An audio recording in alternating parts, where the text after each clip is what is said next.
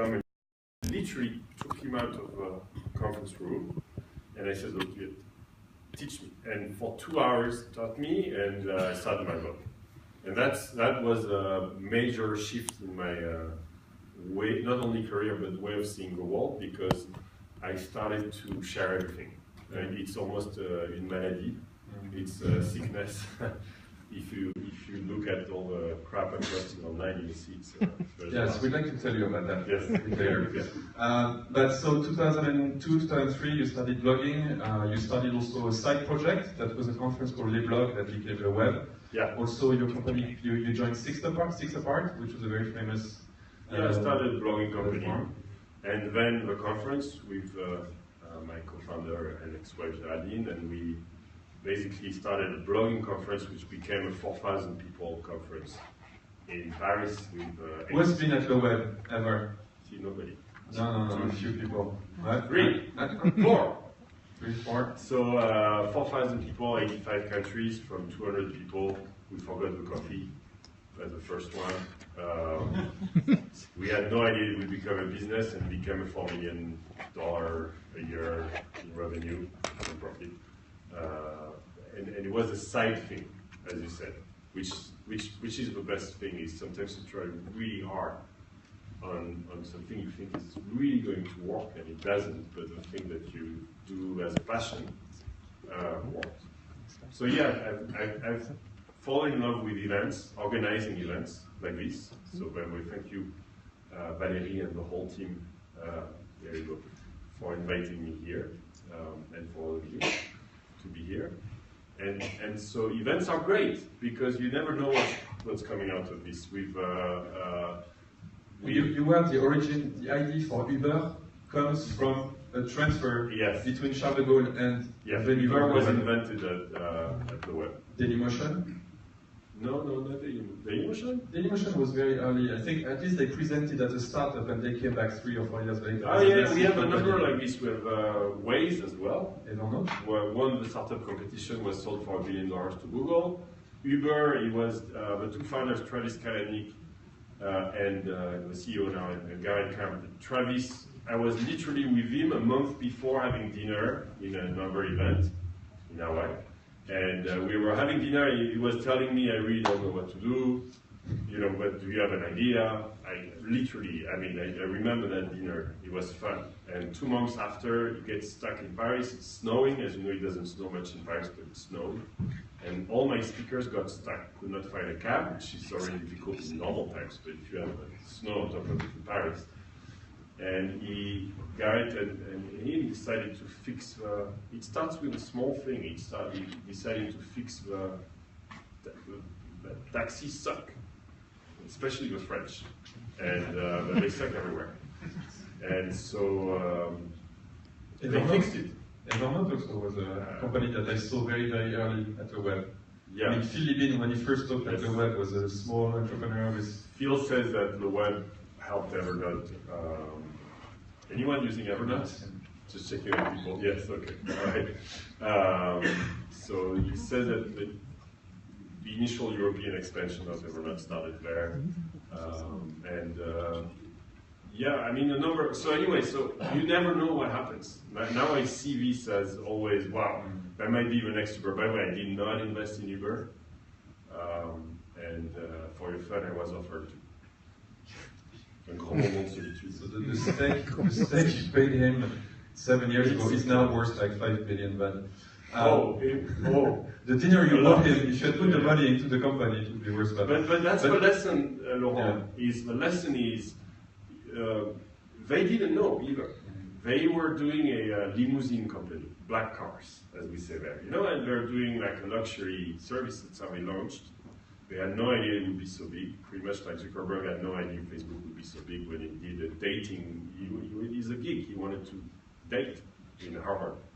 He had no idea he would do that. And so that's the lesson, is you never know what you create. You might be, but anyone who tells you I'm building $1 billion company, you can say, yeah, bullshit. Yeah.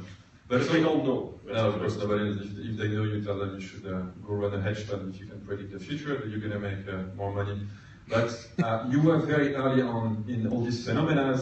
And very early, before a lot of people started to pay attention to the Silicon Valley, you moved there in 2007, and you joined the American ecosystem, and that's where you have a whole new chapter that leads now today to your latest company, Leaders. Yeah, I invest in 45 startups too.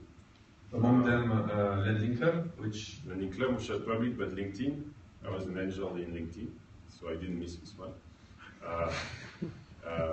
And you never know how things happen. I mean, like, now we can talk about it now, but it's my advice to you, the students in this room, is be always like treating any new connection as could be that. You never know, and always think long term. Never take advantage of someone in a bad way, because especially when you start, you never know. So Joey, my friend who did not invent, but taught me blogging, introduced me to Reid Hoffman, the founder of LinkedIn, before LinkedIn, and we became friends. And when Reid started LinkedIn, he sent me the deck. It's hilarious, the deck of LinkedIn, right? When it was just a PowerPoint, and he said, yeah, that's it's called social software. No one knew what social software was, what would be. And I got to invest there very early with Mark Anderson and like crazy one. But I know at least 3 friends who got the same opportunity and said no to LinkedIn. So you know, so they all killed themselves. I have emails from, actually he says it in public, so Jeff Clavier,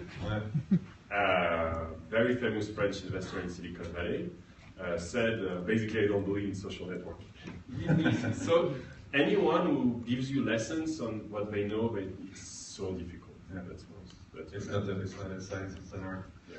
So let's talk a bit about, so you've been immersed in this... I like that. It's not science. So. Yeah. I'll still it. You're welcome. We'll settle the money for the trademark later.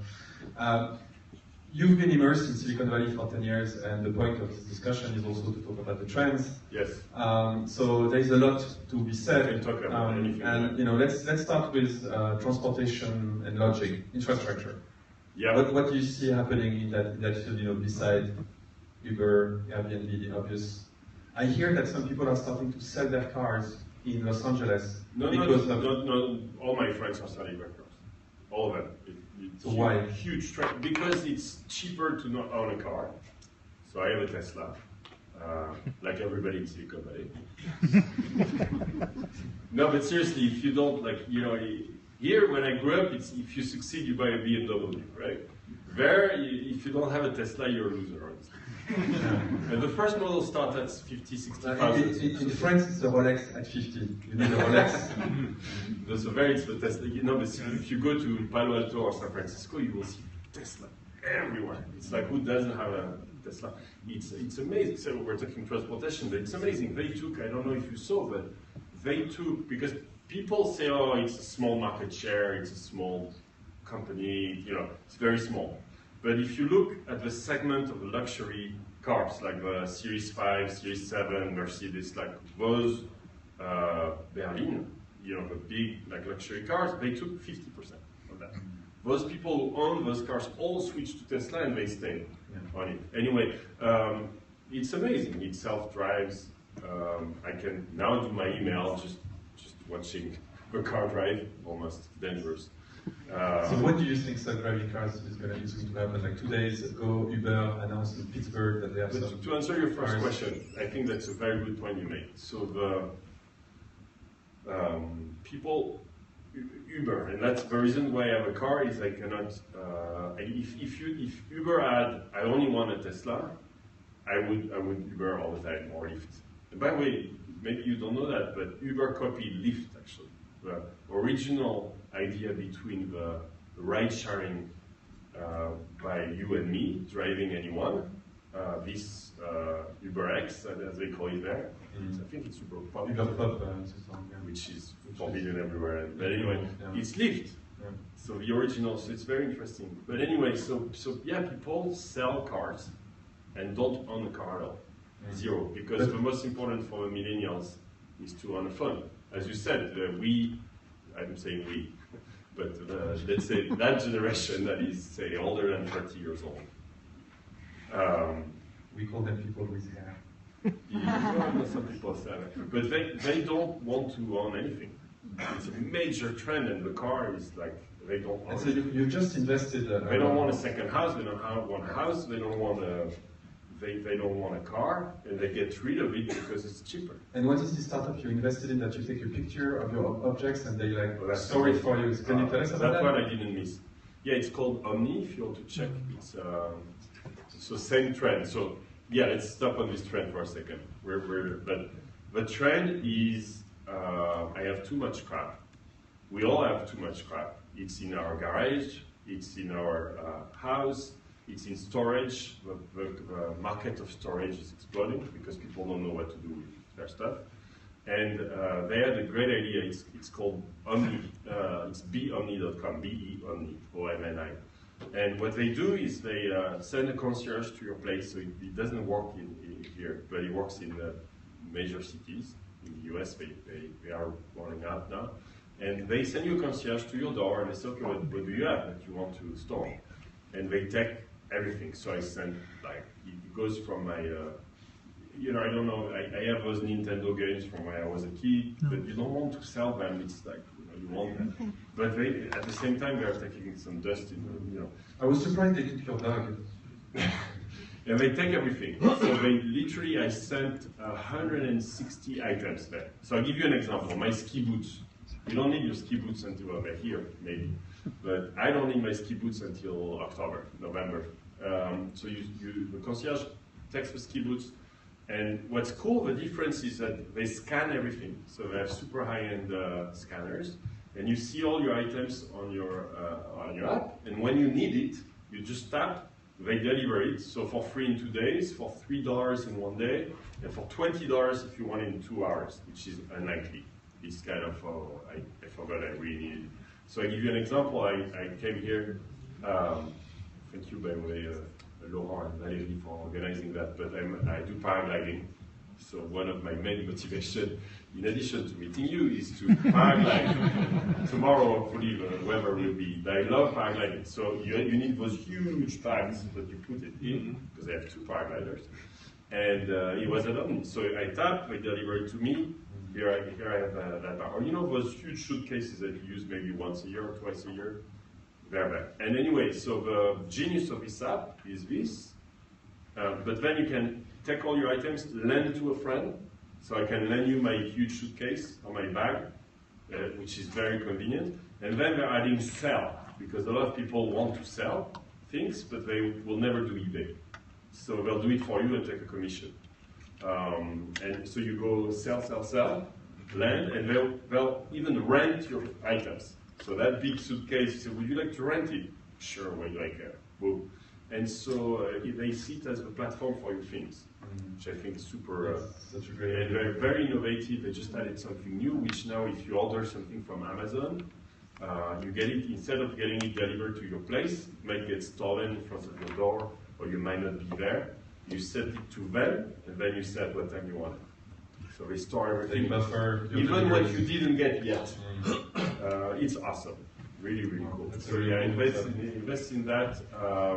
They are raising now, if you're interested, I can guide you. They are raising now, so pure Silicon Valley, right? They started like a year and a half ago. They did a seed round, like at 10 million. Then they did an A round at 30 million valuation. And now they're raising on 100 million valuation, and they have too much demand. So that's, I would say, the major difference between Silicon Valley and Europe, is that if you're successful, it goes very fast, right? And then everybody starts saying, oh, this is crazy, it's impossible. But Uber is worth $70 billion. But speaking of infrastructure, is Tesla a car company? Because there are some very confusing news. Like today, they won a bid from the Californian government to manage the grid or store some energy. And you know they have this Powerwall. Yep. So where is Elon Musk going with Tesla?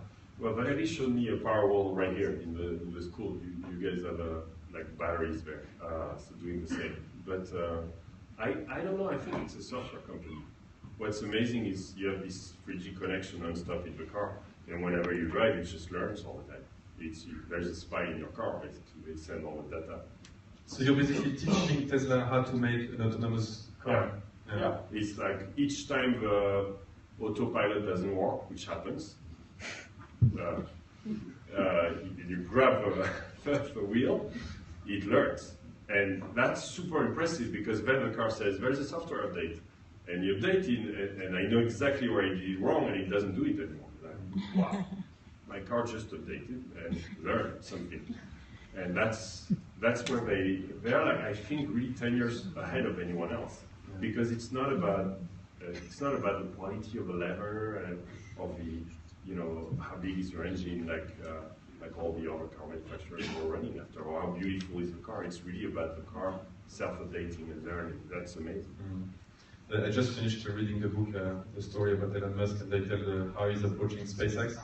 And so when there is a default, the countdown of launching the rocket, for NASA, if there is a problem, they shut down everything and they wait 3 weeks for the next window. At SpaceX, what they do if there's a problem, there's somebody patching up the code and uploading it into the rocket, and then the rocket goes away with the patch. Like, okay, that's a different mindset. You busted the Mark Zuckerberg satellite last week. $200 million. Did you see this message exchange as a joke between Mark Zuckerberg and Elon Musk? They did a fake iMessage conversation. Yeah, you saw it? So much fun. It's like, hey, what's up? And it's Zuck with Elon Musk. It's like, what's up? I have bad news. What do you mean? I burnt your satellite. Oh, you're insured, right? No, we're kind of cash strapped. Sorry, it's not insured. It's hilarious. Another big topic that is emerging right now is around health.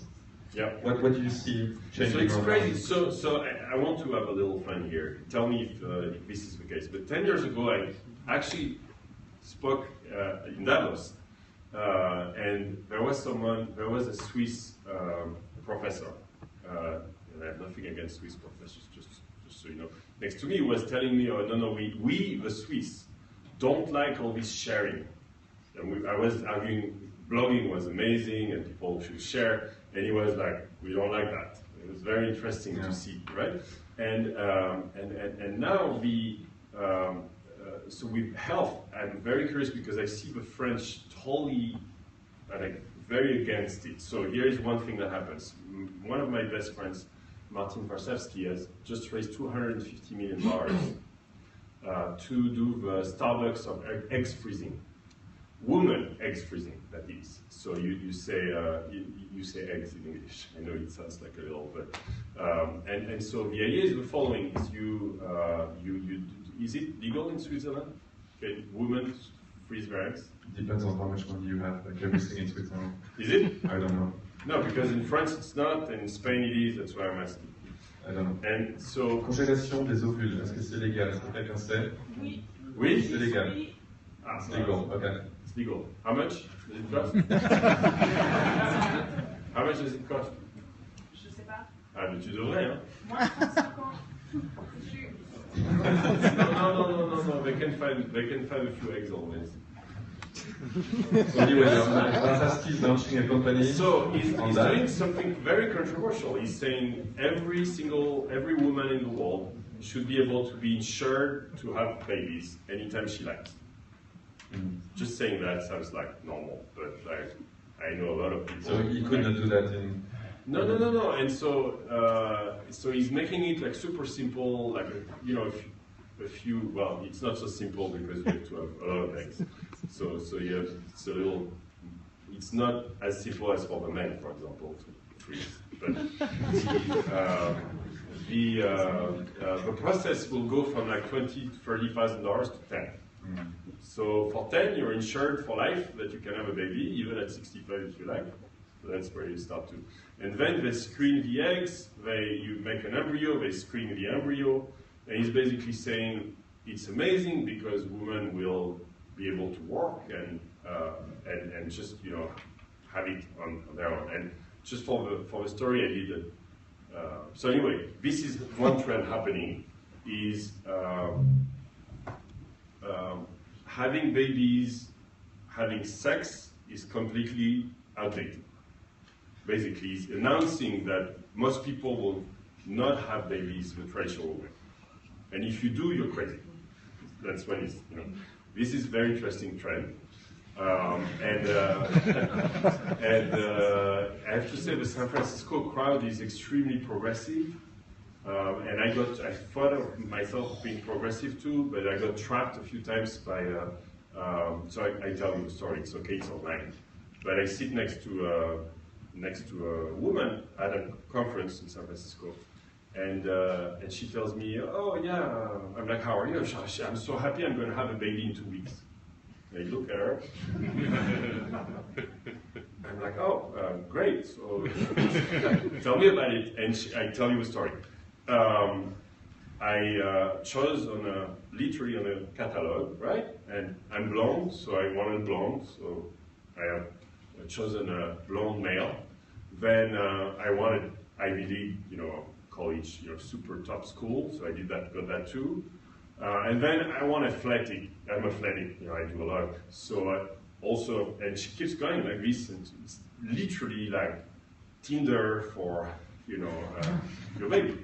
And she explains, and I'm like, great, that sounds amazing, because you can say, you know, you never know. And she keeps going, and then she's like, yeah, and I hired a surrogate because I don't want to damage my body, right? So that's, you know, that's why it's coming in 2 weeks. Someone else is, oh, and I'm like, how much does it cost? It's totally reasonable. It was only $80,000 for a surrogate, but if you do it in India, it's only 10 or 15. And all this, like, it's totally normal. And I have to admit that I have learned that lesson before. Never post online if you had too much wine. And it was a dinner, right? So I had wine, and I go, and I literally on my phone, 11 p.m. post dinner, I share that story. Exactly like this. I don't even judge.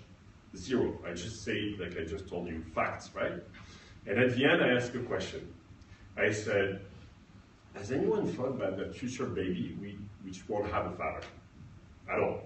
Like, the father could be another woman, the father could be a lot of different things, but just one mother.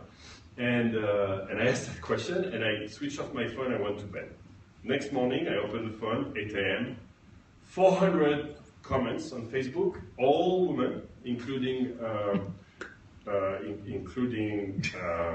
Zuckerberg's sister. Like, yeah, it was a disaster. And basically, we were explaining you should leave Silicon Valley, you don't get it. And so I learned the hard way. Anyway, trend, that's a huge trend. I would say, and then we're doing an event around this. Human reproduction will completely change in the next 10 years. And there's something that is getting a lot of attention right now is also CRISPR, edition of genes. Yeah, so that's so my event we're doing a lot of events in San Francisco, but we're doing Martin Varsavsky who does this. It's called Prelude Fertility, by the way, if you want to look it up. $200 million on making woman X freezing a commodity. And the other one is, we're putting at the same time, is a TED speaker, Riccardo Sabatini, who is a scientist of the human genome, and starts explaining that you can now add basically special powers and edit the DNA. And so you put both of them on stage, it's going to be amazing, right? And if you can look at his TED Talk, Riccardo Sabatini, Google him, it's fascinating. And he explains, yes, so we now have, the DNA now sequencing is like $1,000. So it's so cheap. We have enough DNA sequence that we have identified patterns that we can modify the code. And we can modify the code to a point of, he calls it superpowers. So for example, there is a group, I don't know anything about this, but I'll just tell you what I heard. There is a good friend now. And he's hilarious too, he's Italian, by the way. And but super serious. And he tells you there's a group of humans that have better vision at night. And we sequence the gene for that. Then there is a group of humans in the world who have better bone structure. And he keeps going, there's a whole list. Another one which immune from AIDS, from your DNA. And it's like, it's scientific as well, you will never have AIDS. And so basically he's predicting a future where you'll be checking boxes, right? you want this for your baby? Do you want, what do you want? No AIDS, better vision.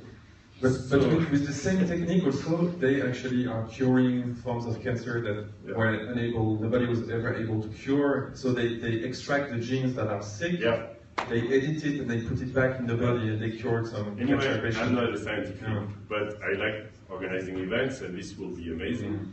But you can watch his talk. It's Riccardo Sabatini. It's a TED talk.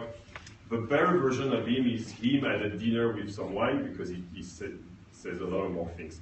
But that's incredible. I would say if we're on health, the food, incredible. Another thing you see in Silicon Valley is very scary for me as French, but vegan cheese, for example.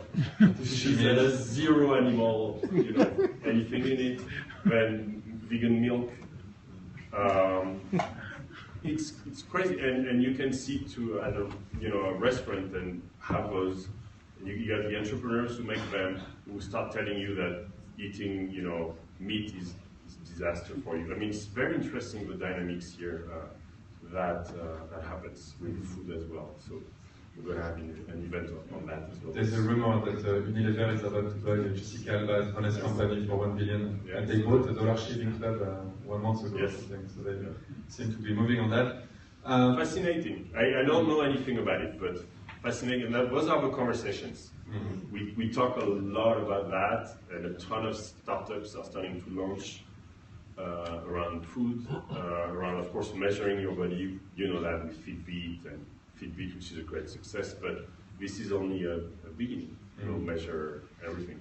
So you just did another event on chatbots actually, 2 days ago? Yes. Can you tell us a bit about Thank you for taking me out of health, because I'm so not knowledgeable about that. But it's chatbots, can you tell us, so you have Just to finish, Ricardo told me I'm 44, and he said you have to prepare to live 120 at least. It's like, I mean, you're connected, wealthy enough that those things will reach you first. It's going to be cheaper and cheaper. So 44, it's the new 25. Like, okay, great, cool. Imagine the market now between 80 and 120, it's going to explode. Startups for the elderly. The retirement system. So chatbots, yes. So can you explain, because I think a lot of people not necessarily know what a chatbot is. Yes, so if you are a student here, you should really look into chatbots because it's I think it's going to be amazing. I don't know about VR. I'm sure we'll talk about VR. So I'm not sure, but chatbots. So what are chatbots? So first off, let's back up. There is no more voice. Have you noticed that? No more voice. I don't know here, but there, no one calls anymore. Like I used to have my phone ring all the time, and now it's always on silence. And even my mom messages me on Facebook because she knows she can call me anymore. It's off, so she can call right now if she wants. But it would be fun if she did. But the messenger messaging has become standard, right? Which is a huge trend, and for those of you who were here 20 years ago, you know what I'm talking about. We're always on the phone, we're not anymore. It's all silent.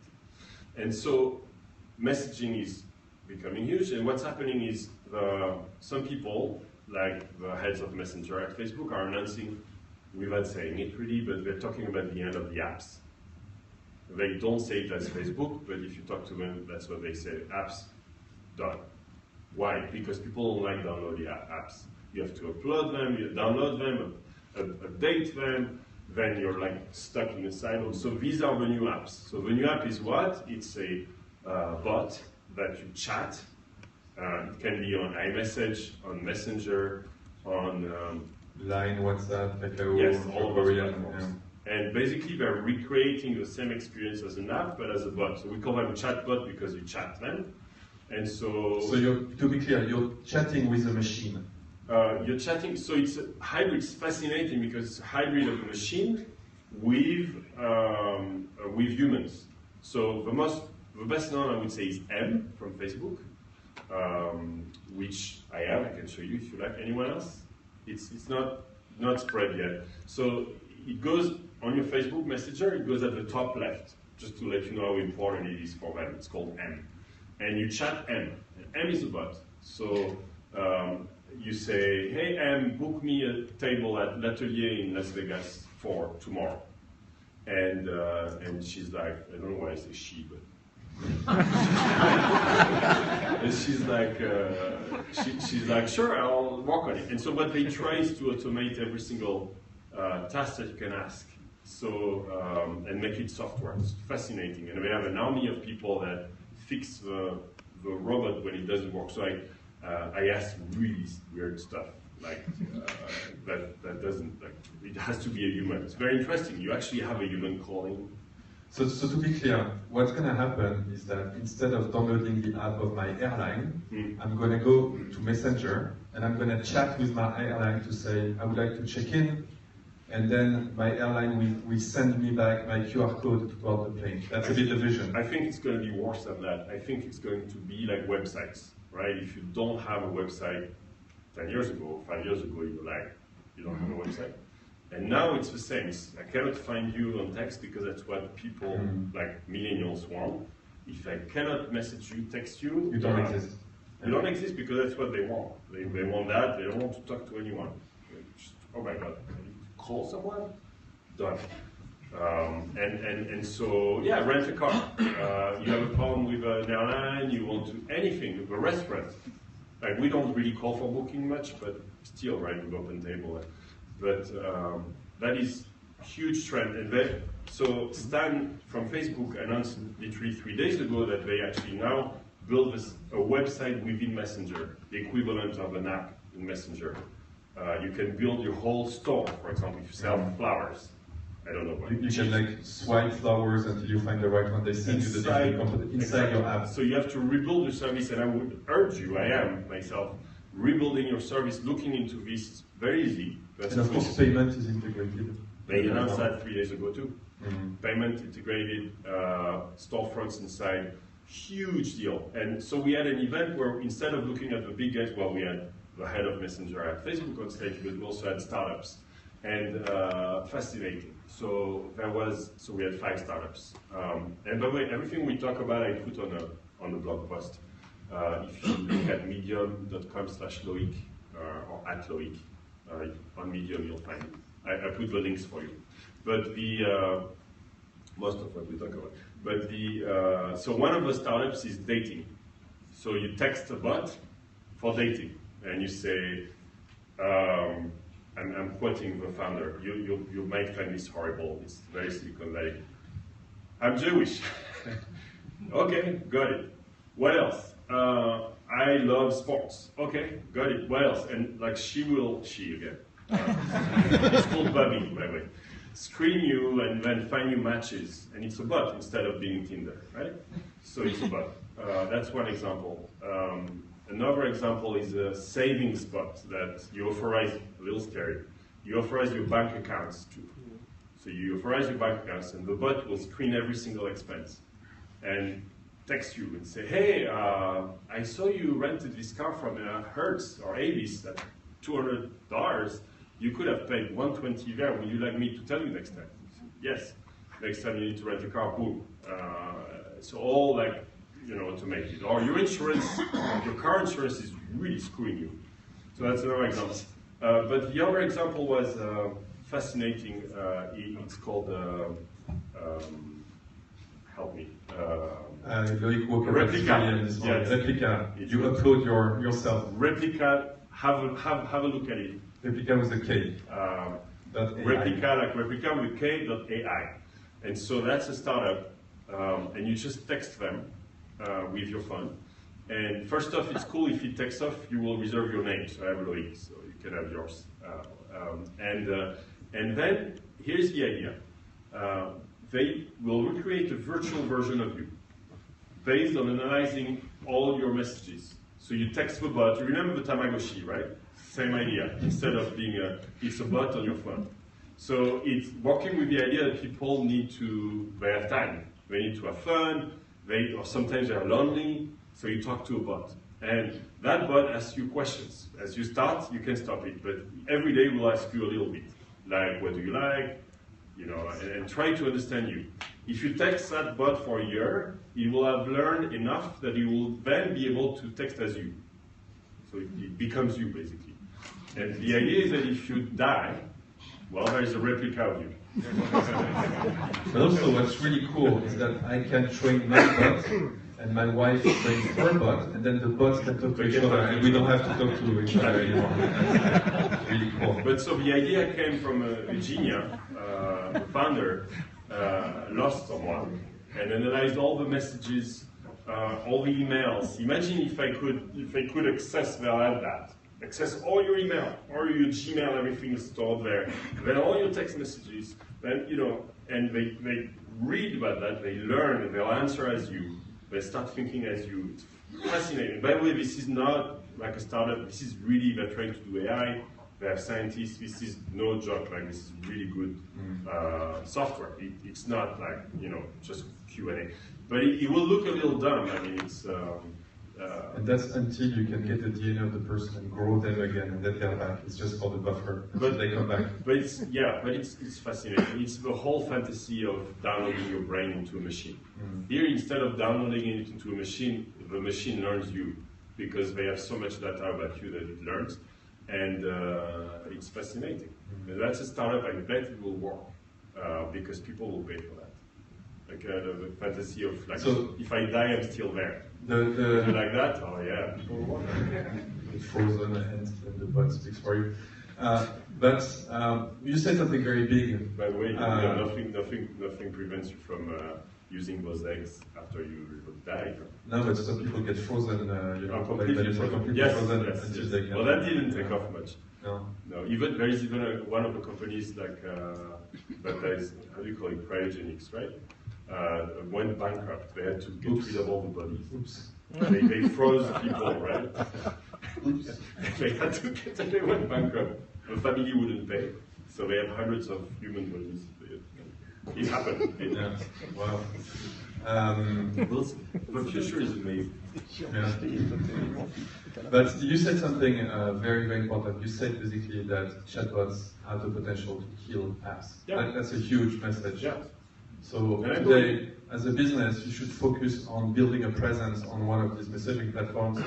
You know, WeChat if you're in China, Messenger if you're in the US, WhatsApp if you're iMessage just on iPhone just launched a platform 2 days ago. Now you can have apps on iMessage. That's really crazy. And the good news is that the entry barrier is very low. You could have it from a school, like for recruiting students. You know, it's very low. You can do something very simple. So one last thing, and then we'll take questions from the room because I'm sure there are many How questions. Are we doing in terms of time? We're doing good. We're doing good. Let's talk before the chatbot event with Robert Scoble. You hosted the virtual reality event. There's a lot of talk about virtual reality, especially if you follow Scoble because he posts so much and he's so enthusiastic, and it seems like a really, really interesting new form of media that is coming to the world. So what's your opinion on that, and what is exciting in that field? I have to admit, I've played for the first time with the Microsoft HoloLens and the HTC Vivo right here 2 hours ago, because they have it here. And I'm following. I'm absolutely not convinced. Just to let you know that I'm not always enthusiastic about everything. I think bots, it's already happening. It's not even a question. But VR, I don't know, because it's. I don't imagine a world where we all have this huge headset on our. Like it's terrible. And then the one I tried has a big cable on your head. It's just not practical. And like Google Glass was a total disaster. So Microsoft HoloLens is kind of a new Google Glass with better. Even though it's huge. I don't know that I see the device is more like disappearing than wearing a big thing like this. So I'm not convinced yet. But even though when you wear them and you see a demo, it's pretty impressive. It feels like the web in 1992 because there's nothing really. Like it's all demo. There's no content. Developer version. And it's unclear that we want to live in this. Helmet, like it's not so nice, honestly. It's not clear that I want to look at you with information on the side, augmented reality. It's fascinating, but I wonder if it's not a. We think it's cool, but it won't be. happening. Yeah, maybe there's no need for it. Yeah, if you told me I give you $10 million and you go to a startup on VR, I would be like, can I do bots instead? Mm. One last big topic that is very, very trendy right now, there's a lot of people investing on it, is EdTech. It's becoming a very big thing. What do you see happening in the world of education? I think it's fascinating to see how well we can learn anything about anything. So I'm saying this in a university, but we could literally go more and more to a world where you don't go to university. And I have actually friends who are doing that. It's called ALT school, A-L-T school, A-L-T like alternative. And there is no class. And it's designed for millennials who want to reinvent school. They think their kids are losing time, it takes too long, and it can all be remote. But they still put kids together, but they don't have to. It's very interesting. And by the way, these are all like super smart people doing that. Parents who said, I don't want to send, it's like, I don't want a car, I don't want to send my kids to school. Very interesting. But you have that, that's why I am in Silicon Valley, because you see all kinds of crazy things happening, which they try things and then they fail. Yeah. But I think if you look at something that happened in the next 10 years, anyone can learn anything. It's never been as easy as now. Then I think we'll see less and less employees in general as a result, because you can learn a skill so easily now that a developer, like coding, you can learn entirely online coding and find a job like this. Salary of a beginner in San Francisco, $100,000 per year for a coder. And if you have 2-3 years experience, $150,000. Incredible. So those of you who are engineers, which I think is most of you, that's the right jobs. But it's amazing that you can learn, and I think we'll see more and more. There was a lot of buzz about the freelance economy, but that's what's happening really. And I see this happening as on an individual level, as well as personal brands will become more and more important. Who cares about a CV? What people care about is what you know, and how you, if you share about it, people find you about it, and when you get business, you know that very well. So the learning is super easy, and then getting business on that learning is super easy as well. So we'll see more and more self-entrepreneurs, auto-entrepreneurs, and I think less and less it's the end of the large corporations. So speaking of that, it takes us to your current project, Leaders. You know, let's talk about entrepreneurship again. And so it's a bit the problem you're trying to solve now. Is that you have questions? All this? Yeah, we're going to go to it. But basically, you have all these people who are their own brands and their own skills, and there's a big issue now, which is it's very hard to find the person with the right skill. So it's a bit the problem you're trying to solve. It's kind of a search engine for skilled people on certain topics. Yeah, well, I don't know. Let me try to see how I can tell you that story in a way that is interesting for you. What I learned is that to start a business, because I failed a lot of business, and we can talk about that too. I love to talk about what I failed, but because an entrepreneur fails every day. But the one thing I learned is the best way to start a business is really to not try to do something revolutionary. If you try to find a revolutionary idea, you will never find it, and you will be 10 years. In 10 years, you'll be still, oh, I would love to be an entrepreneur. Instead, what I do, what I apply for myself, is I don't care if it's big or not. I actually have a blog post on this where I got a lot of feedback because I wrote, I am not building a $1 billion company. Just stop, because I have this story and I answer a question, but I go to a VC, a venture capitalist in California, and I sit and I start telling my story, and they're like, this is not a $1 billion idea, it's small. And I'm like, yeah, who told you it was a $1 billion idea? Like, I think it's just the worst way you can think of, and there is a bubble, you can talk about it. There is a bubble right now in Silicon Valley, which the valuations will decrease, for sure. But anyway, so my story is, the most important thing I've done in my life, apart from my 3 kids, is probably the conference. Because the web helped a lot of entrepreneurs succeed. So I thought, okay, what is my passion? I'm 44, I need to do something that I really have passion with, and it's not about how much money I'll make.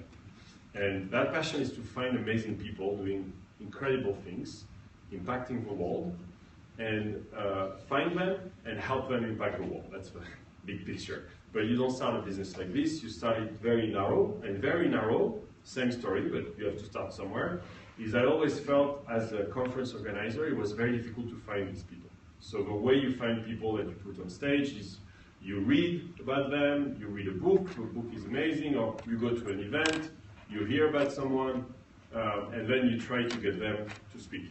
And there is no catalog, if you want, of speakers. And so that's what I'm doing. I'm doing Leaders is an app.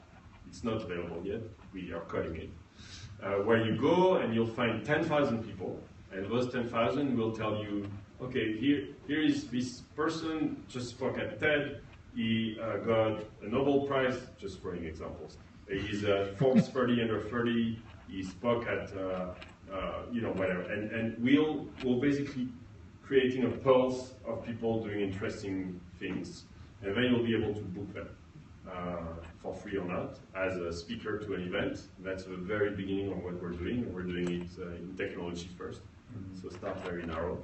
So it's a marketplace, if you want, of speakers on one side and events on the other side, and I'm having a lot of fun at it, even though it's not a billion-dollar company. I absolutely don't care, and it's fun. But thanks for letting me plug this. I have nothing to sell because it's not even available, but that's what I'm doing. Good. Thank you very much, Loïc. We're going to take some questions. So people in Switzerland are very shy. So the Really? question No, but because you don't say that. What you have to do is to say it, then ask a question yourself, so they can think about it. Now you have to do is get them drunk. Oh, really? Then they have questions. Do we have questions for Loïc? Or it's just the first one you see? And then what you do is that you know someone and you say, you, come up with a question. You have a question? Okay. Attention, t'es prêt? Ouais, vas-y. On va faire une... C'est complètement improvisé, je la refais tout à l'heure. Thank you, Laurent. So my name is Ralph. I'm a serial entrepreneur. I have several fields behind me also. Why do I understand you so well? Sorry? Why do I understand your accent so well? Probably because I'm French also. Ah, French also. I'm currently working for a corporate for Mobilier, and I was interested to know if we are talking about trends, if you have specific trends in the insurtech or in the fintech, if you have some hints from this area. In fintech? Yeah, or fintech or in insurtech. I don't know the space very well, Okay. but I was an angel in Lending Club, so I know that part. I think that crowdfunding is going to happen both at you know, big, like you want to borrow for a house or for a car, it's happening already, and you know, what you see with those companies is just growing pains. But there is you know, you can see Kickstarter for projects. There is no reason why individuals shouldn't be financing themselves like this. There is nothing. I hope there are not too many banks here, but there is nothing more boring than a traditional bank. It has to be disrupted somehow. So lending is probably a good way to start. But I'm not very knowledgeable about it. But I'm very. I have a lot of passion to see this happen. But sorry, not my. Yeah, no problem. I need to run an event on it. That's how I learn things. I gotta run an event. Exactly. Thank you, Loïc. I'm Thierry. I'm sorry to come back again with the same question, but after 9 years now, you are living in US. I met you in the web and asked you about this question. What is your opinion, your vision between the difference between US and Europe? Because, like you said, there is many things going on with the food, the vegan, etc. After a big while, what is your vision about making business in Europe? In general? In general. That could take an hour. We should do this at the barbecue tonight. Honestly, I feel after 9 years I'm in between. Like for my friends, Americans, I am a French guy. And for my French friends, I'm the American guy now. It's very interesting because both don't like recognize. But I'd say business-wise, let's see, how can I put this in a way that is positive and respectful? Speed. Like, honestly, I go to Paris, I'm like, oh my God, it's fucking slow. So slow. Like, we basically don't take an appointment more than a day in advance in Silicon Valley. You basically email and say, hey, can I see you? It's all last minute. You know, we didn't talk about this trend, but everything last minute, right? You book a car last minute, you book a table, you get an Uber, you all last minute. That hotel tonight. You don't have a hotel, you want a hotel. I never book a hotel anymore. Do you book a hotel for holidays? Sure. But like if I go to Paris or London, a big city, hotel tonight, $99, you get a great, 60% off. Awesome. If you haven't tried hotel tonight, not a shareholder, very great guys. So everything last minute. I would say even in business is extremely, it's big contrast. Like each time I want to see people in Paris, you have to email the assistant, then maybe in 3 weeks. And if you do this to me, by the way, in Silicon Valley, I'm never available because that's a huge difference. Is people self-organize the last 2 days or even the last day because there is always something showing up that may be more important. So basically you have a higher chance to meet anyone, not meet anyone, by saying, hey, I'll be here in 2 days, than trying to set up the appointments 3 weeks in advance, or a month in advance, like the European style, because people will tell you, I don't know. So there is this last minute, but you seem to describe also some kind of flexibility, like people can change the way they live, or then you can change the social conventions, you can try new things. The meetings are very short. They ask you why. Why is, that would be a good blog post, I should write it, even though it's a tarte à la crème subject, as you said yourself. But it's, for example, the why. Here, when I was here, I had literally in Paris, 2 weeks of my lunch booked, like, because we love to lunch in France, right? It's very important we have lunch. And if you don't have your lunch available, you have a breakfast, 2 breakfasts, and then you take a lot of weight, pick up a lot of weight. But there, they'll say, why? I had never heard that. Like, why? Let's have lunch. Why? It's always efficient. It's always like, why? And if you tell them, okay, but because I would like you to introduce me to Laurent because maybe he knows, they'll answer you in an email. Sure, I'll introduce you, boom, done. No lunch, no free food. I wanted to have lunch. That's total culture shock for me that I still see is, and at first you're offended. You're like, you don't want to have lunch with me? I don't matter. But no, they're actually trying to, and everything is done in 10 minutes. It's kind of a cliche what I'm saying, but this is very, very true. So you mentioned the relationship to failure, which is also a tarte à la crème. That's another one. So can you describe that? It's true. We celebrate failure. I mean, literally, because that's how we build things, and we fail every day. But it's, I would say it's probably changing, but the speed, it's also frustrating for me, by the way. I love the French lunch. With a little wine, fantastic. It's just after that you don't do anything, right? But that's the point. But efficiency is also a little sad because you don't connect. If you have lunch with someone, as you know, you'll connect in a very deep way, and maybe you trust them more, and there it stays superficial. So, but let me see. There is also the mentality. I feel like when I spend time in San Francisco, I feel that people are focusing on opportunities, and in Europe, people are a bit focused on the risks. So in Switzerland, typically, what we try to do is to avoid the risks. So we look a bit towards the past. And in the US, it's more like the risks don't really come to mind. It's more the opportunity. It's a different way of. I'd say first off, I try to not say the US because Silicon Valley is not the US. Like it's not. Like you go to other places, people think you're crazy. Like Alabama, with Kentucky, well, yeah, Virginia, Iowa. It's not by chance that Trump cards. I don't know if you saw that. This is Reid Hoffman, the founder of LinkedIn, who did the Trump cards, the biggest deck ever as a playing war for Dick. Awesome. That's Silicon Valley for you. But anyway, it's very progressive. It's like, I don't know, I never say now I never say, how is your wife doing to someone? Never. You say, how is your partner doing? Because you don't know if it's a wife. You don't know. There's so many, Maybe it's a robot. Maybe. No, but even the. Anyway, I'm not getting there. But you see what I mean. You have to be very careful. But so everything is normal, basically. Everything is just normal, and there is nothing surprising. And people will come with crazy projects, and it's very refreshing. But I love it there. You can probably feel that. I am not coming back. I have 5 years. I've been here 9 years on investor visa for 4, and now 5 years on the green card. And after 7 years of green card, you basically become US resident lifetime tax-wise.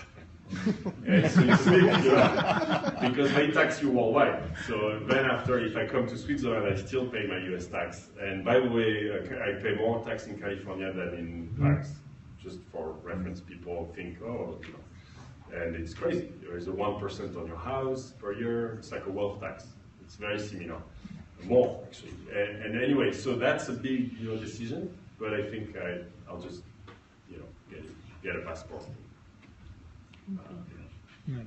Sorry, I could go on and on for 2 hours on this. But yes? You mentioned that you'd like to speak about your failure. And then what would be your worst one? My worst failure, what is Loic's worst failure is the question.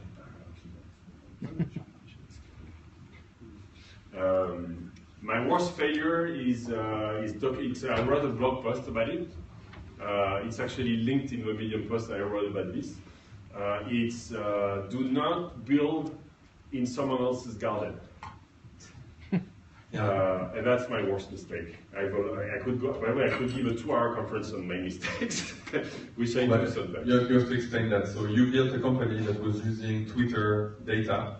Yeah. It was consistent. By the way, there is a FailCon. There is a conference on failure. It's called FailCon. And people go, and it's all stories of founders who failed and how.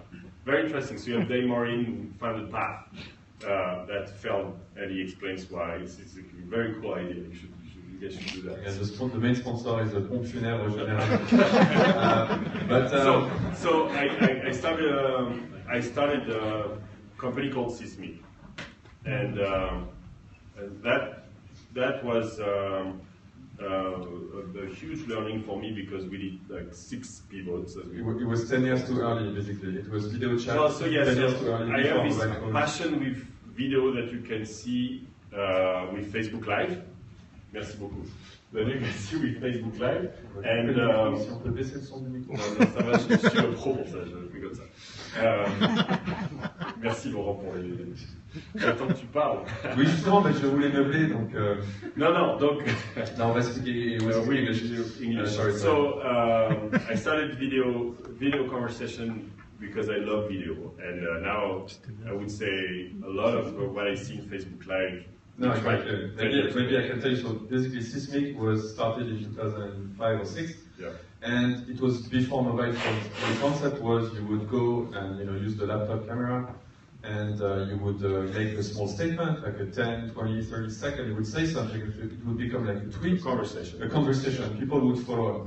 Anyway, that's the concept, the original concept. So that didn't take off because it was 10 years too early. And there's a lot by way Snapchat too now that I was like, oh, we did that 10 years ago, some of it. But the quick videos. But then it failed. So like, okay, it failed. So pivot, that's fine. We had raised enough money, and there's this train called Twitter going. Like, oh, that's a cool train. It's going like this. Everybody tweets. And so I went there, and I like to be kind of all in.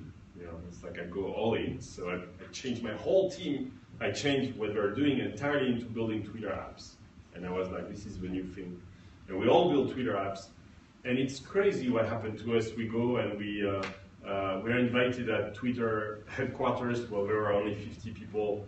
And we go and we have a company-wide meeting with the whole of the Twitter team there, and the founders, and they say, we love you.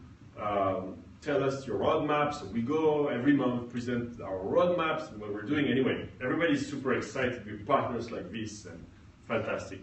And one day, the new CEO, Big Costo, changed like strategy, and they told every person who had built an app on top of Twitter, you cannot have access to our data anymore. Let me tell you so a story. The whole ecosystem dies from one day to another. They decided they would take over. And by the way, Twitter probably killed itself that day. No, I'm sure, but developers didn't. For sure, they killed themselves on that decision to basically kill the developer ecosystem. If you know Slack, right? The communication tool. So if you don't look at it for enterprise and startups, it's amazing. We live in it. Sure. And Slack is doing what Twitter did. It's full of apps, and that's why they're winning. And they even started a fund to invest in exactly developing apps. Doing it right. Exactly, and we're doing that with Twitter. Anyway, I have this call from two of the co-founders, Ev and Liz, at the time. And they're like 3 blocks from my place, and it's the assistant. They're like, hi, I'm the assistant of Ev Williams. So you're like, yes? So we're speaking about Twitter again. Yeah, that's the founder of Twitter. So, And she's like, would you be available to meet Ev and Liz? And you're like, oh my God, that became a big company. Like, sure, it's like, today it would be Zuckerberg calling you on your 06. And she's like, when would you be available? I'm like, how about now? And she's like, yeah, great, come in half an hour. And I walk, because we walk in San Francisco. I walk to your office, and they sit me in this little meeting room, and they look really sorry. I'm like, wow, this is going to be bad. And I said, Loic, we really love what you're doing. Thank you guys. We can't let you do it anymore. And just to give you perspective, we invest like $3 or $4 million. It's not like, it's millions of dollars from my dear investors and friends' money, some of it mine. And I look at them and say, okay, what do you recommend? What do you suggest? And they're like, silence. And I say, well, would you like to acquire us? Because we love Twitter and we just join and everybody's happy. And they look at me, big, a grand moment de solitude. We don't need it. I get it, okay. And I walked. That was a really bad day for me. And I called my investors and I said, guys, sorry, we're fucked. Literally, like here's what we did, and so we had to pivot again. And I finally managed to sell the company, but for not much. To Hootsuite. Yeah, to Hootsuite. My investors got some. Those who kept and all the employees got their money back. Kept their jobs and everything. So yeah. Like the employees got their job, and investors those who stayed got their money back. But I lost 6 years on this. So big learning. So now, whatever I'm building all my life, I will never rely only on one partner. It doesn't mean you rely on partners, fine. But like, for example, I would never build something entirely on Slack or Facebook, because at one point they change strategy and they kill you. Big learning. More questions for Loic? Come on, guys. Who wants to start a business in this room? Who are the entrepreneurs? Come on, raise your hand. Was it a question or? No, I'm trying to see how many entrepreneurs. Okay. What are the advice you would give to these guys? It's easy. No questions. Advice to entrepreneurs, first off is what I said, don't wait for something revolutionary. Just build something that you like, you have a need for. That's what I'm doing now. I really thought about this thing for finding speakers, but I talked to event organizers, and now that we're doing it, they gave me new ideas. We're basically doing a content management platform for events, and they love it. We have so many opportunities, and I'm like convinced this is going to work, and I have customers already. But just because, here's the learning, because I started very narrow on something I needed myself. And now I see, and I didn't listen to the VCs who tell me this is small, it's not $1 billion company. So advice number one, don't wait for a revolutionary idea, it won't come. It's more Uber thought the taxis sucked, then Airbnb could not find a hotel in San Francisco, everything was taken by a conference, so they had to rent their own apartment. And that's how they came up with the idea. So, and Zuckerberg wanted to date. Just find something that you really like. Number one. And what you say is that you need to focus on a small problem and then solve it and then become bigger. It's just easier. And just do something. here's the thing, just do something. The number of my friends who don't do anything because they are either, and I'm telling this to my son is 21-year-old, he just accepted an offer at Google. And then we have this conversation. And it's like, you have to start trying something. He's actually going there. It's great, I'm super proud. It's amazing. But you can get into large companies, even cool, like an amazing like Google, and be comfortable, and it's difficult, I get it. But that will be advice number one. The number two for the students here is really to work long term, because you never know the connection you can have. And I see too many people work short term. What do I mean here? I mean taking advantage of something that maybe will, make someone too unhappy, or like, you're a little just long term. What will that person think of me in 5 years? And then you get a lot back. For example, like with leaders, we've raised $3.5 million from 52 angels, and this is basically 20 years of building trust with people. You could not do this otherwise. So anyway, long term versus short term. I would say then share. So I could spend a long time on this, but I'm sharing a lot. It creates immense opportunities. It's incredible. And I know this is not natural. I'm not saying you should all be on Facebook Live every day like I do, and because it feels very ridiculous. It is actually totally ridiculous. But it's also a great training for public speaking. When you speak to a camera or a phone alone, it's amazing training for public speaking. But I would say this: sharing a blog post, like open a Medium account. It's amazing how much people can learn from what we all go through, and it's the best thing I'm doing. So I'm basically building leaders entirely in the open. If you're interested, I have a newsletter that I write every week or so. So this sounds like we're completely last century.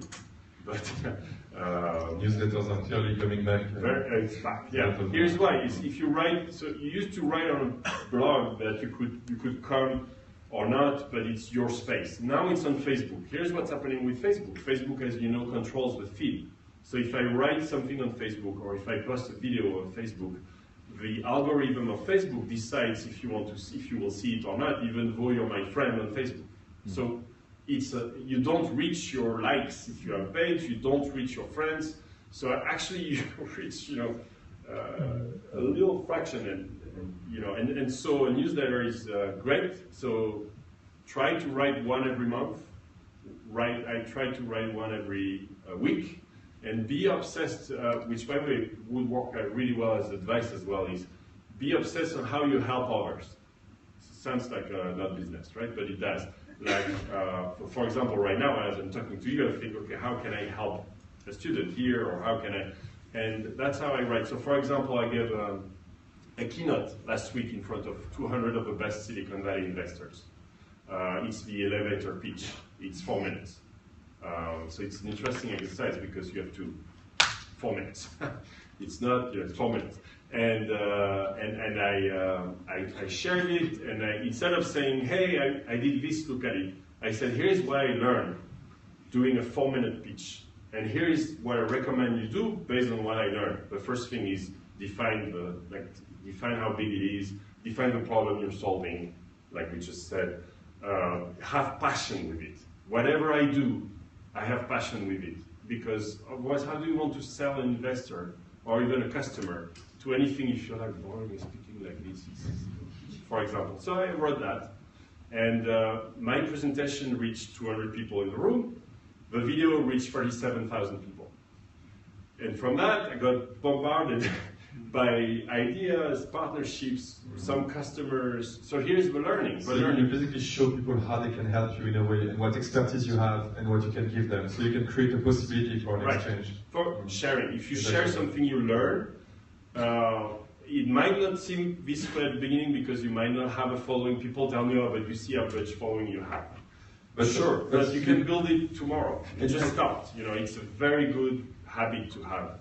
But what you said is a case of you giving content, like this is what I learned and what you should, but it's also very interesting to see you function. Sometimes you say, I need to talk about this, what's your view on it, and then it's like thousands of people that give you input. So then you get what you put in the community, you get back, and then you can aggregate it, and you basically use the brain of your whole community, not just yourself. Exactly. So you can we can talk about this. So I wrote a post that I really encourage you to read because it's been written in a collaborative way. It's I had a large business here, it's a multinational company that asked me, how about you write on the last 10 years? Instead of the next 10 years, the last 10 years. So that was a very interesting exercise to remember what happened, for example, Google Glass being a failure. And I wrote it, as you said, I asked on social networks, what do you think, what did I miss, what did I forget? Here's a draft, collaborative. About 20, 30 people contributed amazing things. I reincorporated the content, thanked them at the end. The product that I came up with was 50 times better than whatever I could have come up with, and shared it. And that's the power of social networks. And people do it for you because you did it for them the first time. And then like put their names, and so yeah, and then you do a conference, like people participate. The more you help, actually I'm going to say something really stupid here, the more you help people, the more they help you. But if you multiply this by the 6 degrees of separation, the network effects, which is the accelerator I did, NFX, this network effects, my company is part of that.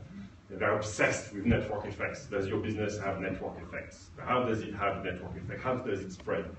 And anyway, my advice really, if you remember just one thing, try sharing something, an email, a blog post once a month. Do it but if you do it regularly, then it's amazing. It's completely changed me. And also, if you write stupid things, people tell you it's fine, you learn. I do that all the time. Question, je vais répéter la question. Dis-moi, Andy. Just a question about meditation and mindfulness. Why is that so important? I know it's a trend in California as well. Why is that so important? So why is meditation and mindfulness so important in Silicon Valley right now? So just so you know, like about 5 years ago, I would say it's complete bullshit, and it's not interesting, and you're right, in Silicon Valley it's not even a trend anymore. It's if you don't meditate, you're weird. It's a way of life. Seriously, like people tell you, oh, you don't meditate? It's like sending an email. It's like to your question. It's like I had a pizza at lunch. Thanks again, Valérie. It was we were in the pizzeria. It was great, and there were like 5 people smoking outside, right in the terrace. And that California, anyway, it's a cliche again. But in jail.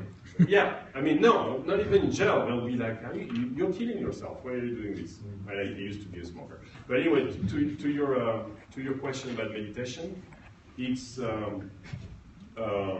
in my case, I went very brutal. I went to a 10-day silent retreat, which for me, as you can see, I talk a lot. So silence is, and it's the best thing I've done in my life, like literally, for myself. And so it's called Vipassana. It's worldwide. There are centers in Switzerland. It's a non-profit. You cannot pay for it until you finish the course, and then it's a donation, so it's not a business. And it's, of course, Buddhist. It's supposed to be the original version of Buddha, even though I don't know, but it's great. And it's not religious at all. So you can be Catholic, Jewish, like they accept everybody, and they don't try to convert you, and I'm not Buddhist. But anyway, 10-day, no devices, no eye contact. No eye contact. I'm for the people dying. It's for the third day. Where's my device? You got dinner like this in front of a wall. And you paid for that. 10 days. No, it's free. You could do it at home. It's free. No, it's free. Or we have a hat. We have dinner like this. So no eye contact, no devices, no Kindle, no writing.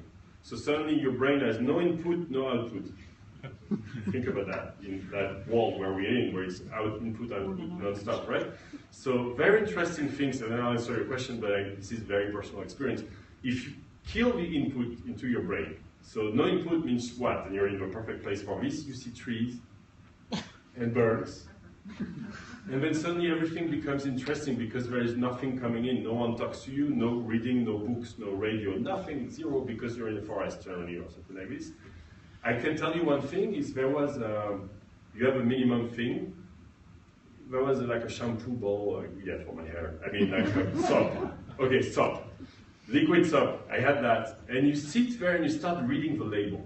Because that's all you have left.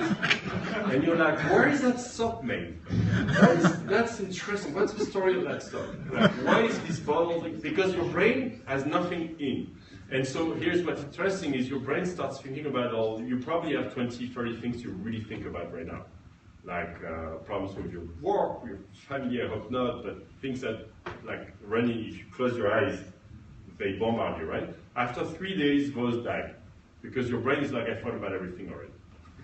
So, and then it's like water that has mud in it. If you let it like this, it's gonna settle down.